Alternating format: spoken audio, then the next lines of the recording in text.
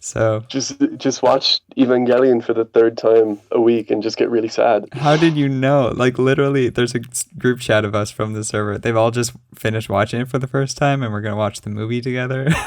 Oh my God. And I literally I saw one of your first videos and I was just like, oh my God, it's a Shinji mug Yeah, with yeah, yeah. Shinji drinking coffee, and I was like, it's just infinite. And I got it for my birthday this year when I turned 20, and I cried and just drank a lot of wine in it. It sits right here on my desk. I'm looking at it. It is a Oh constant. yeah, Yeah. oh yeah, no, it keeps me sane throughout the day, and I just kind of giggle every time that I look at it.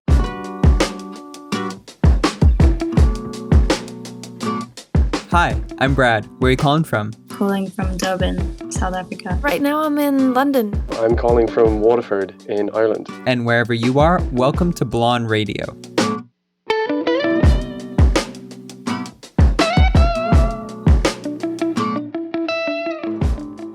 Hi, I'm Brad. I live on the west coast of Canada. I like films by Paul Thomas Anderson, and nothing beats a good skate sesh with my friends. And welcome to Blond Radio, where every week I book calls with strangers from around the world. Today we'll talk to Barney, a psychology student from South Africa, Andrea, an artist and producer living in London, and Kieran, who shared his experience with art therapy. But first, this week at Blond Radio on Instagram, I gave you a prompt. Where do you find the support you need in life? Here's what you had to say. Hey, I'm Dylan. I'm calling from Syracuse, New York, and I have kind of a basic answer. I really get my support from my friends, whether it's from the people in the Blonde Radio community who I love so much, or the people I know in person or anyone else. I really would not be the same person if it weren't for them, and I really appreciate everyone in my life right now. Hi, I'm Boris. I'm calling from Moscow, Russia, and I find support in my friends, but when they're not from me, I like to reach out to different people I haven't talked to in a while. They often give me a different perspective on my problem or just sadness that I have. And even when they're not there for me, I can just sit in a room and listen to my music, because even when there's no one for me, there's always an iPhone in my pocket with 1,000 songs. Hi, my name is Mia and I'm calling from Sydney, Australia. I find the support I need in life just from people around me, friends. It doesn't matter if they're my best friends that I see every day, or a friend I haven't seen in 2 years, or a new friend I've just met on the Discord, It doesn't matter, just that act of talking to people. They don't even know it, but it helps me so much. Hello, my name is Facundo. I'm calling from Saltillo in Mexico. What gives me support right now mostly is my family and friends, and also my girlfriend. And I've been struggling a lot with mental health lately because of quarantine, but they help me get through it. They are helping me currently get through it and helping me cope with the quarantine and all. Hi Brad, my name is Kaylee and I'm calling from Denver, Colorado. I tend to find support from those I feel a deeper energetic connection with, rather it be someone who's known me a long time or for a shorter period. It's just that those people tend to get me, my intentions, and they can support me where I need it the most in that exact moment. Thanks to everyone for submitting their responses, and we'll hear more answers throughout today's show.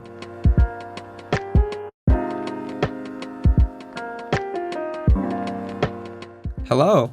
Oh. Hey, Brad. Oh, there we go. Perfect. Hey, how's it going? It's going good. Thank you. Thank you for asking. How's it going with you?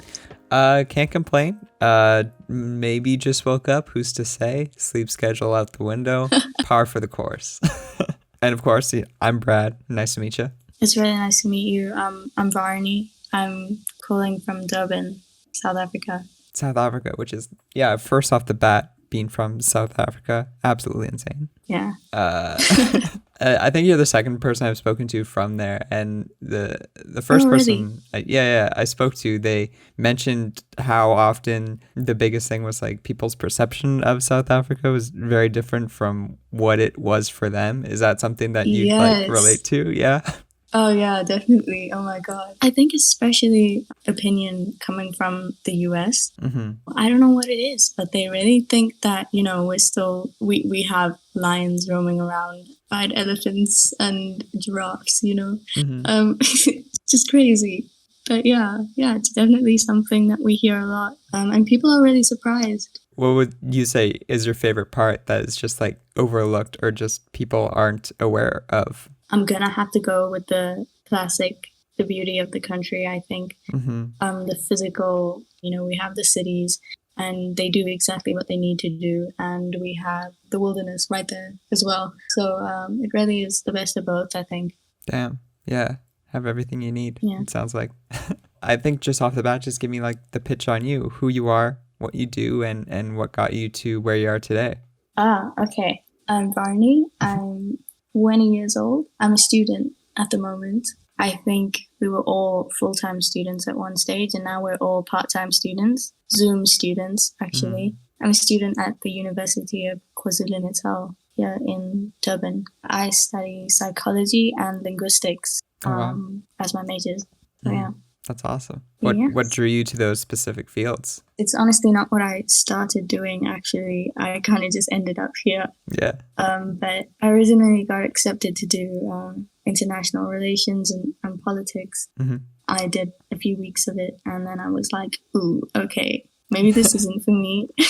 I dropped it, and I was just talking to my mom, and I was like, so what am I going to take? What am I going to do now? I don't like it. What am I going to do? She was like, well, why don't you take linguistics? I took it when I was studying, and yeah, it was okay. It was kind of, you might like it.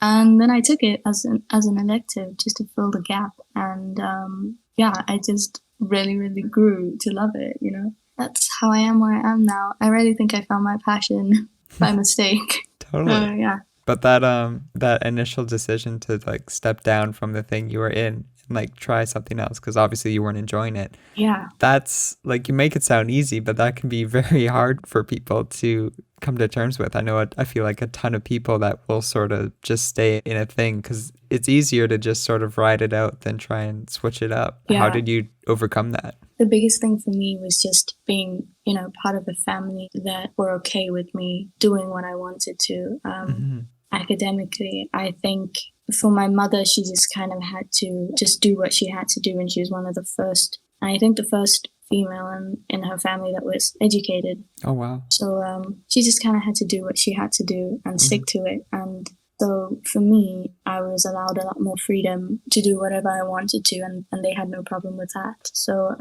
even in high school, I had to make the decision, which was a bigger decision for me, actually, to stop taking math. I don't know if you can do that in other parts of the world, but we can choose to do a very, very basic form of math. And I don't know, for me, that was like a big deal. One day I was kind of like, I'm done with this. I can't take it anymore. And I just kind of did it.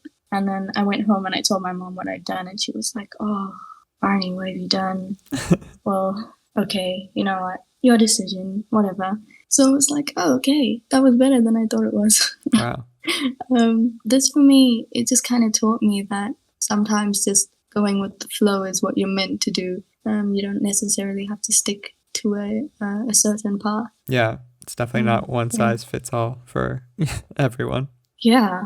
And then I think it's the opposite in some situations. There are so many people who I've known that have just done exactly what they said they were going to do, and it works for them.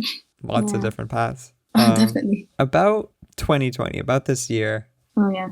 Very interesting year. Very, it's been very quite a year. Chaotic for a lot of people. What's the hardest thing you've had to face this year? I think it's just got to be reality for me, and truly just the reality of life. And it was kind of really humbling for me. I'm lucky enough not to have lost anyone close to me because of COVID, but I kind of had to put myself out there, and I felt like I had to do something and be a part of things, and instead of just sitting back and letting it happen like I usually do. Right. For me, it was just the reality of, being part of this group of people where one person can mess it up for the whole world, Mm-hmm. There's really no saying in what might happen today or tomorrow. And that for me was like a hard reality. Mm-hmm. I think I used to think that thing was so controlled and I was safe in my little bubble, but it kind of just burst my bubble this year. It's been pretty eye-opening to see through this devastating thing that is transmitted person to person, how much people you don't even know can like impact your life. And, you know, in this case, Exactly. in a negative way, but then also like maybe in a positive way, maybe that we just don't know about, hopefully. Oh, that's true. I think one of the most shocking things was just realizing that your life is really at the hands of someone else every day. Like, you know, you should do whatever you have to do to make it happy for you, but one person can really ruin that. And it was just like, whoa, for me. I didn't want to think about it, I think. I was kind of forced to this year. How do you stay optimistic in the face of that, walking around knowing that there's so many variables outside of your control? Gosh. I think it's harder to answer that question this year. Yeah. I also just took it upon myself to also do things for other people. As much as someone else can impact your life, you can also do that for someone else. And why not be the good thing that happens? And I tried especially hard this year to just kind of help people as much as I can and get involved and just keep people's spirits up where I can. And it really did good on me as well. Totally. Yeah, that's so great to hear. Of course, I want to thank you for taking time out of your day and speaking your story and telling me about your words. But in closing, I was wondering, what advice would you give to someone who feels like they lack support in their life? You spoke to it a little bit. I really loved hearing about how your family's very accepting of like your career goals and pursuits. But, you know, whether it's to that or some other form, where do you find the support you need in life? Where I find the support is hugely from my family and from my friends. I understand that a lot of people don't have that in various different aspects, and I also think that people tend to overestimate the importance of family sometimes, because family doesn't mean the same thing to everyone. When I say my family is my biggest support, a lot of my family include friends too, and I think that in life you'll find your people, and you'll find people that will support you the way you need to be supported. Yeah, I think that just comes with time, and people will find that at different stages in their lives. And I think there's always those people out there. You'll find them 100%. Totally. Yeah, I appreciate that. Yeah, no matter what I've been going through, it feels like I've always very luckily, but maybe just blessed to have the people that I really need at that moment in that space. Yeah, of course. I don't know what I could recommend to find those people, but just, I guess, just stay open. I think to find those people, you've just got to do what you really love doing and you're passionate about, and those people will just fall into place. You know, you'll find them in what you love. And that's really good advice. I like that. Thank you. Absolutely. Thank you. Thank you so much for doing this. Yeah. It's amazing. Pleasure to speak with you, and we'll definitely be in touch. Awesome. Thank you. Cool. Thanks. I'll talk to you later. Ciao. Thanks. Bye. Hello, Brad. My name is Shinji. I'm calling from Argentina. And to find the support that I need in life, I usually talk to my friends or to the community in the Blond Radio Discord server. I know that sounds cheesy, but usually my friends talk to me a lot and they're very supportive. I have pretty exorbitant dreams, so achieving them is not very easy, but my friends always reassure me and help me and, you know, guide me through what they know and what they did before, you know, and that helps me a lot. My friends are a big part of my life, and I appreciate them with my whole heart. Thank you.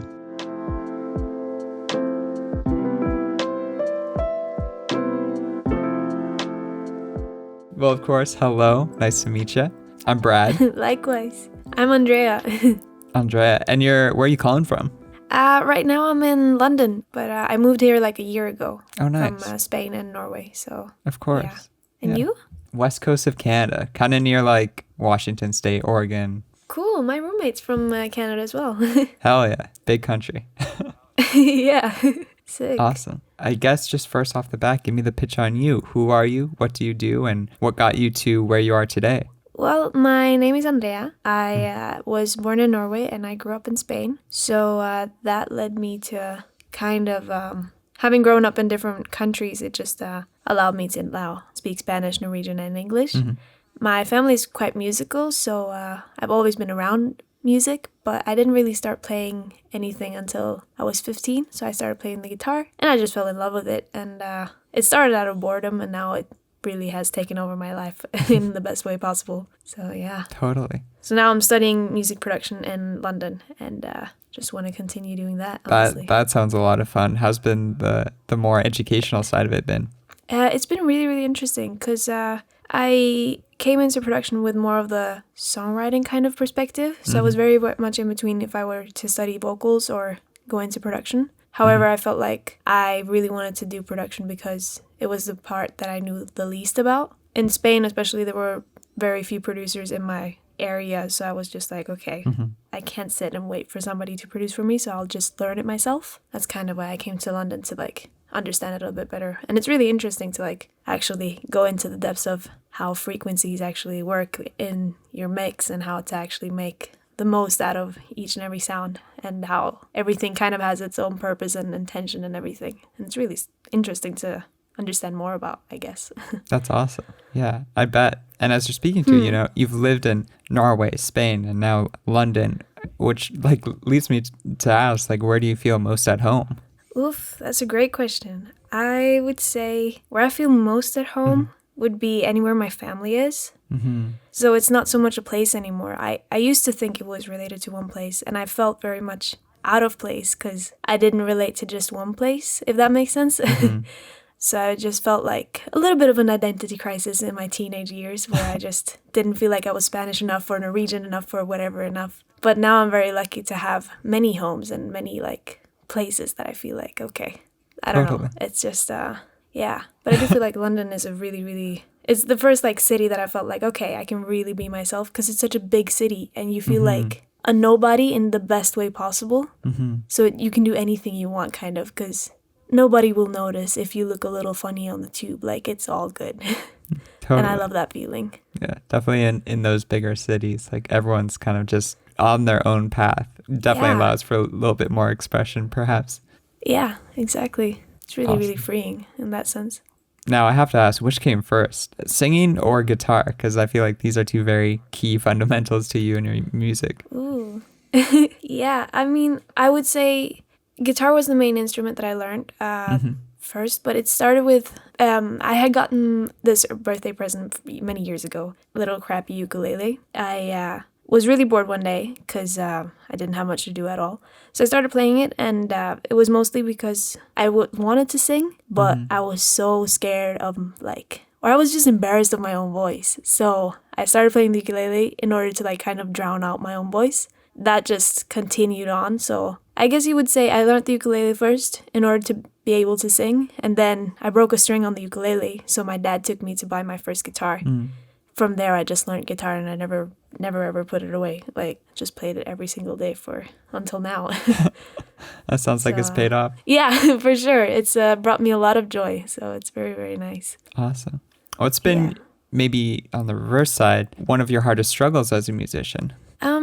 As a musician, I mean, we all have our different struggles, and I feel like that's the cool thing about us as humans. We kind of like feel the same, and we feel, even though we're so different, we're so similar. So for me, the thing that kind of impacted me as a musician would be growing up. I kind of got bullied a little bit in middle school and stuff for like a good 4 years, and that really shaped me as a person, I would say. So it made me grow a lot in a very short amount of time, and it made me okay with being alone. So I really, really like my own company now, which is really, really good for my own music because as a producer especially, like being able to be alone in your room for like, I don't know, days on end is a really, really good thing because then you can just make music as much as you want, kind of. So that kind of patience, I feel like, really shaped me into being who I am today, I feel like. So I would say that. And also like the main struggle right now that I'm facing, which is just being female in the production industry, is just, there are a lot of guys, which is cool. But sometimes you just feel like that kind of vibe where it's like you need to prove yourself as a woman in the industry even more, even though you really shouldn't have to, which is just a little bit of a silly thing, I feel like. So that would be like the main issue that I've kind of like faced now as a musician here in London that I hadn't really noticed until you go out with other people kind of and work with a lot of different producers who are mostly male. Right. I think there are only like 4% of the producers are female, so it's like kind of a big gap. Totally. I think you hear often that like, you know, talent and skill and luck will always outplay the demographic to a certain extent of like male or female producer, musician, whatever. But there is like, despite that, there is these baked in fundamentally wrong things still about our society and the way we view gender roles and stuff, which can be very frustrating, I imagine. But the fact that we know that, or at least most people do, hopefully moving forward, we'll see much more change. For sure. And like, as you said, I think genuinely your work can speak for you. And it shouldn't like depend on if you're a guy or a girl or whatever. It really just depends on how well you do it. And like, that's for sure the like main goal, for that to be the only thing that kind of is the judging point, if that makes sense. That does, yeah. Not any of the other factors. So for sure, I agree. Well, tell me about the new single, because I've listened to it about like 5 or 6 times now. I really like it. What's the story? Thank you so much. The story behind that one is this summer during lockdown, I was really, really bored. I was at my parents' house back home in Spain. There was this guy. There's always a guy. There's always a guy.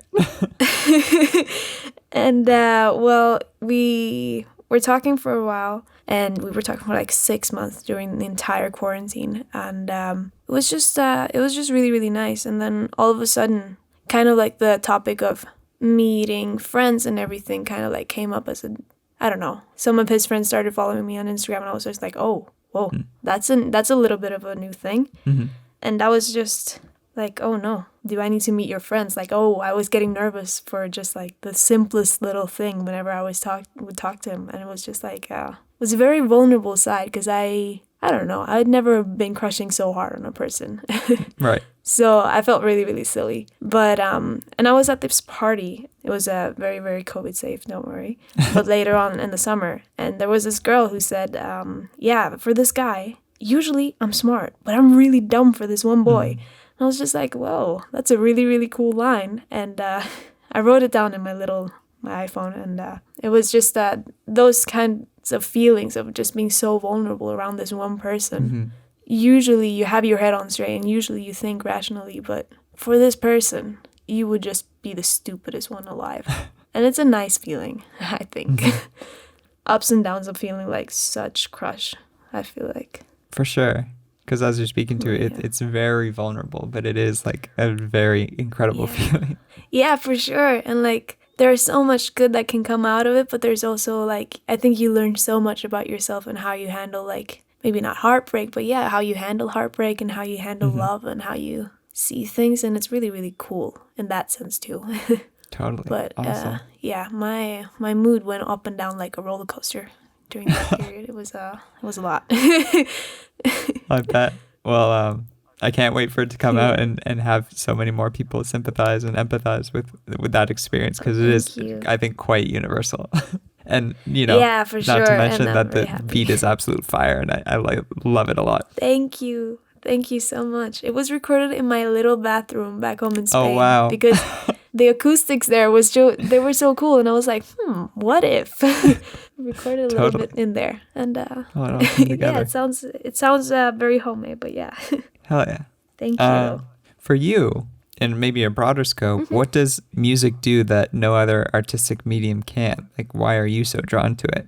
Ooh, that's a great question. I feel like I've heard this, my dad has said this many times, where music is what feelings sound like.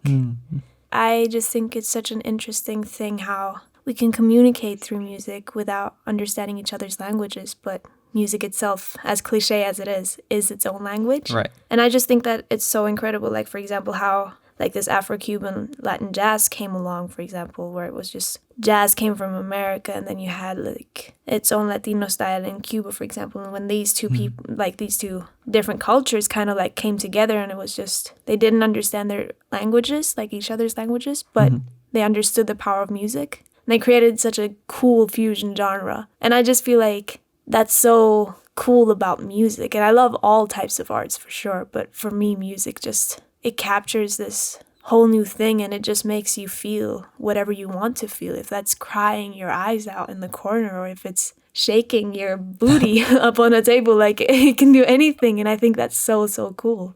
That's amazing. To be able to I really study like it that. and work with it, I think I appreciate it so much. Like it's really helped me out, and I love how it helps other people too. That's awesome. Thank you. Well, Andrea, I do want to thank you for taking time out of your day and speaking with me. Or in closing, I was wondering, what advice could you give to someone who feels like they maybe lack support in their life? As an artist, as a musician, frequently we're on this road solo. Where do you find the support you need? Ooh, I am very, very fortunate in the sense that my family is my greatest support system that I could ask for. And I'm so lucky that I have a very big family, not only by blood, but I have also adopted a lot of aunties and cousins. And I'm very, very lucky in that sense. But I would say maybe if you do have a family that is supportive, then I would definitely try and make the most of that in any way you can. Talk to the people that you care about, if it's family or if it's friends or even people on the internet. There are so many people out there. I think people need people, that's for sure. And if you can talk to somebody about whatever you want kind of to get out, if that's frustration or advice or whatever, we're less alone than what we feel like. And especially in these times of like lockdown and like COVID kind of making us feel so isolated. It's a hard feeling, but I think if we take that step to reach out, hopefully you'd be surprised at how many people actually are around you. And I would say that's like my biggest thing for other people, just kind of talk it out. And if you can't talk it out, then maybe write it out. I journal a lot because that makes me kind of clear my thoughts, I guess. Sort of put everything in its little space and get all the messy thoughts and organize them out. It's like cleaning your room, kind of. Exactly. And it's so important to clean your room as just cleaning your head, kind of. For sure. That's awesome. It's a great little skill. Yeah. Amazing. Thank you. That's wonderful advice. I appreciate it. Well, thank you so much for having me. This has been amazing. Of course. Thank you for chatting and being so lovely. Oh, likewise. This has been amazing. Thank you so much. Cool. I'll definitely be in touch. Well, have a nice day. I'll speak to you soon. Yes, for sure. Speak to you Ciao. soon. I'll talk to you later. Bye.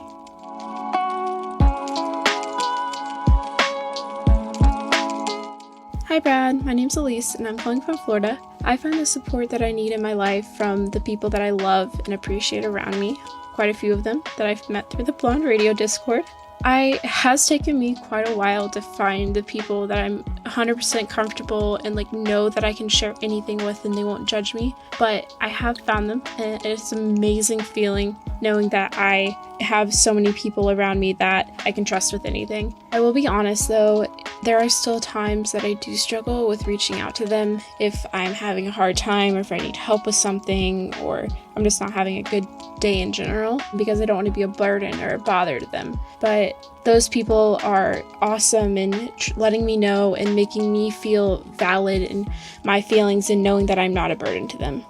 Thank you.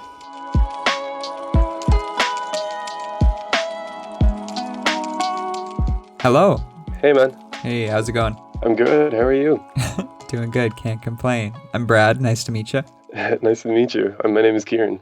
Awesome. And where are you calling from? I'm calling from Waterford in Ireland. Awesome. I guess it's pretty late there now, yeah? Yeah, well, no, not really. It's only 9 p.m. That night owl life, yeah. The night has just begun. Oh, the night has just begun for me. We don't sleep anymore. Cool. I think just off the bat, just give me the pitch on you, who you are, what you do, and what got you to where you are today. Okay, so my name is Kieran. I'm 20 years old and I'm a photographer, but I also study chemistry as well. I'm double-sided like that. I'm mainly known as a photographer locally though, and I'm hoping to go pro someday. We'll see how that pans out. Awesome. And what was the initial draw to photography? When I was starting out, I didn't start out until I was about 16. So I would have gone to therapy when I was 13, 14. It was almost prescribed for me because I wasn't able to articulate what I was feeling at the time. The therapist that I was seeing at the time kind of latched onto the fact that I used to take disposable cameras as a kid, and we could just kind of decided photography would be the way to go as a form of art therapy for me in order to express what I was feeling at that time. I guess it just progressed to the level where I started getting hired for jobs, and I ended up thankfully being in a position to publish my first ever photography zine. Damn. Yeah. I mean, I studied under about 3 people as well. I ended up it was a small gallery show, but it was a gallery show before I was 18. So I was 17 in like the local art gallery for modern art. Which is, for your age, that's so cool to have achieved that so early. Congratulations. Thank you. And then as far as like art therapy, what was your experience with it in like a day to day? What did it look like? What did the process look like? So the process would be pretty much I'd get up. So I started off with digital first. And then when I was into science anyway, and I started college really early, I was 16. By that time, I was just enthralled with science. So I tackled photography like a science. So it was like I got up every morning, went to college, and as soon as I went home, it was experiment with the camera. And then obviously like mental stability and stuff fluctuated around that time. It started less and less becoming more like a science and more like an art form and way of expressing, which is crazy considering that like I'm able to take a photo and people are able to interpret it in the way that the emotion that I was feeling at that time. A photo that I would take would like heavily reflect how I was feeling at that time. If I was like alleviated or surrounded by people, or I was having like a manic depressive episode, it would like reflect in the photo, and then people are able to tell that from the photo itself, depending on how it was taken. Damn, that's really cool. Yeah. It's like your lens becomes another lens for people. That's awesome. Yeah, and it's a way of like, it's a world without words almost.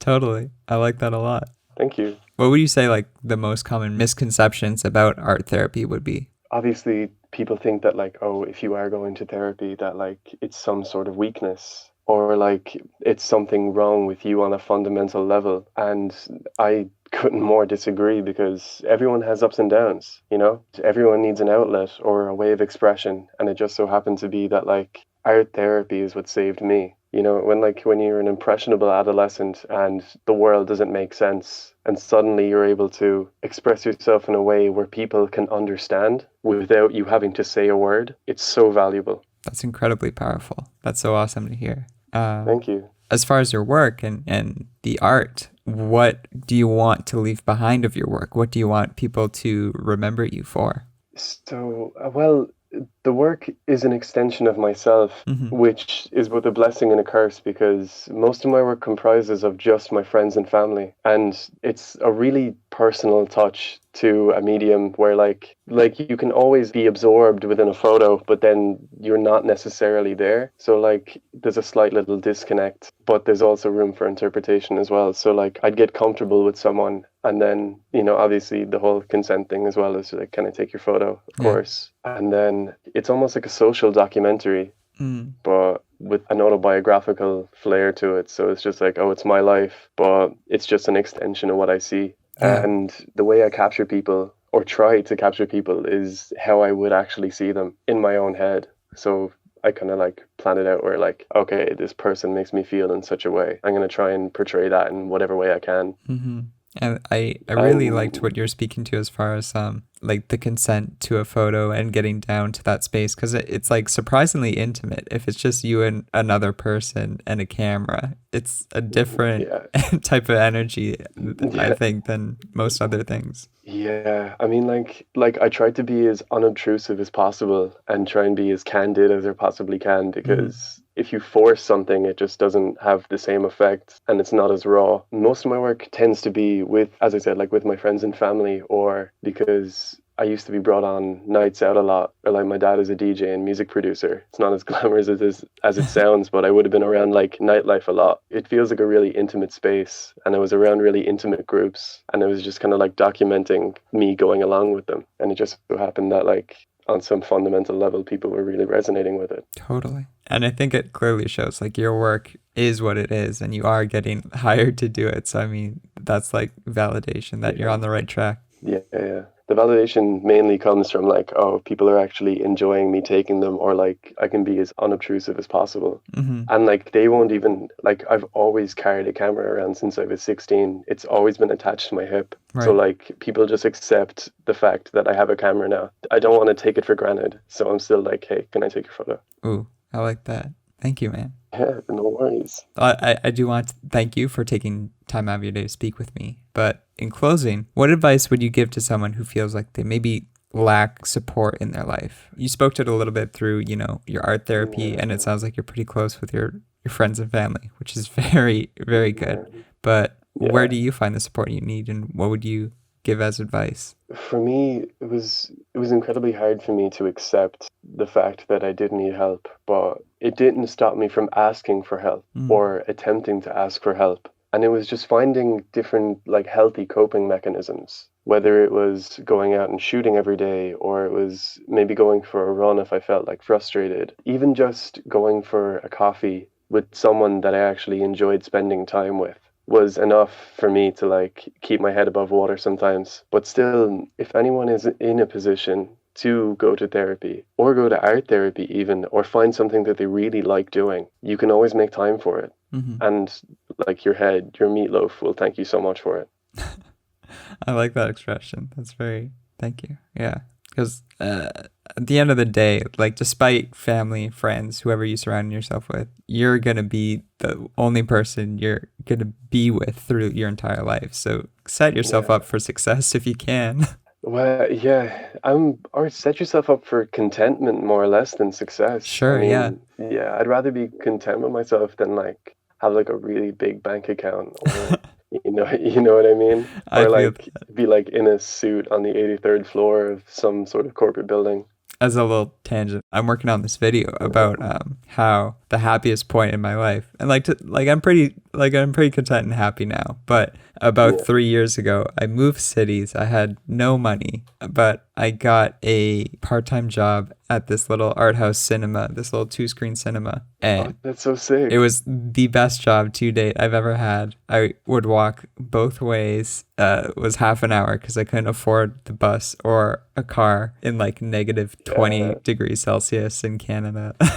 But I loved it so much. I was eating ramen and canned soup, and I had no money, but I was the happiest I've ever been. So you're so right.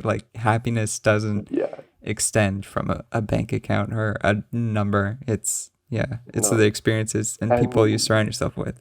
Yeah, and that was me. I was studying part-time at a small little college. It's college, it's college before college, because I was 16 and I felt I would have been swallowed up by the higher education system. So I was it's either I cycled 10 kilometers a day, 10, 12 kilometers a day, just to go in and learn more and use the equipment that was there, and use the dark room because I specialize in 35 millimeter. And I was I think I was the happiest 16-year-old alive at that point. It was just nothing else mattered, but I get to use, the equipment wasn't exactly that shiny, but it was all new to me. I was but still, I completely understand that. And contentment is way better than anything you could possibly attach. I love that. Yeah. And these experiences, knowing that you know the thing that makes you the most content and happy, that's no price tag can be put on that. That's so valuable. No, absolutely. And that's why I sort of capture photos as well, because it's an extension of myself, obviously, but it's an extension of that moment. It's immortalized in that little moment in time where I'm just oh wow, I was really happy back then. Or I was really sad, but I can get happier. Exactly. Yeah. Yeah. It's not necessarily about all the technical aspects. Is if I feel something from it, it's a good photo to me. I love that. Thank you, man. No worries at all. Thank you again for this chat. It was very lovely, very, very refreshing. I really appreciate you having me, man. Of course. Kieran, I wish you a lovely rest of the day. We'll definitely be in touch. Okay. And thank you again. Perfect. Yeah. Cool. All right, thank you so much. I'll talk to you later. See you, Brad. Ciao. Bye.